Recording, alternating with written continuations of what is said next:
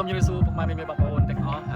ថ្ងៃនេះខ្ញុំតុបតែងខ្លួននេះដើម្បីមកច្រៀងសម្រាប់ចូលឆ្នាំទេហើយខ្ញុំចង់រំលឹកបទចម្រៀងមួយបទកាលពីកុមារភាពដែលកុមារតែងតែច្រៀងអញ្ចឹងចង់ដឹងថាបទហ្នឹងជាបទអ្វីកុំភ្លេចបងប្អូនទាំងអស់ចង់រំលឹកអនុស្សាវរីយ៍កាលពីកុមារតាមដានទាំងអស់នេះថាខ្ញុំច្រៀងមកនេះក៏តែបទនេះខ្ញុំដោយសារខ្ញុំដូរមេឡូឌីតិចអញ្ចឹងសូមអធិស្ឋានផងបាទដូរភ្លេងដូរមេឡូឌីអញ្ចឹងណាបាទអរគុណច្រើនដើរឬដេកដងខ្លួនឲ្យត្រង់ត្រូវតម្រង់តួនខ្លួននៅក្មេងតួអង្គុយឬមួយឈរលេយើងក្មេងឈរឲ្យត្រង់ខ្លួនមកញញឹមសង្ឃឹមជានិច្ច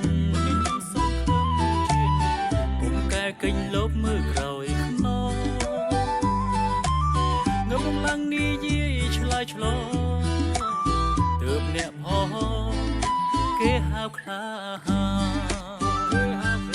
យើងមិនមែនជាក្មេងកងកាតែមិនខ្លាចមុខបិទមាត់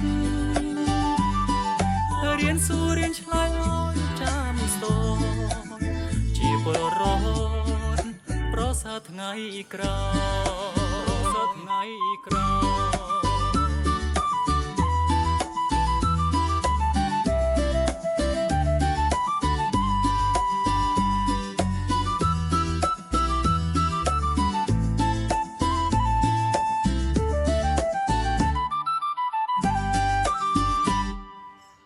ដើរឬដេកដងខ្លួនឲ្យត្រង់ត្រូវតម្រង់តួនខ្លួននៅក្មេង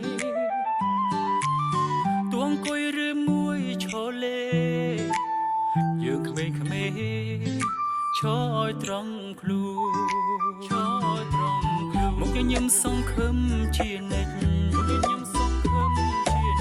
អ៊ំកែកិញលបមើលក្រោយខ្នងងើបមកឡើងនិយាយឆ្លើយឆ្លងទើបអ្នកផងគេហៅខ្លា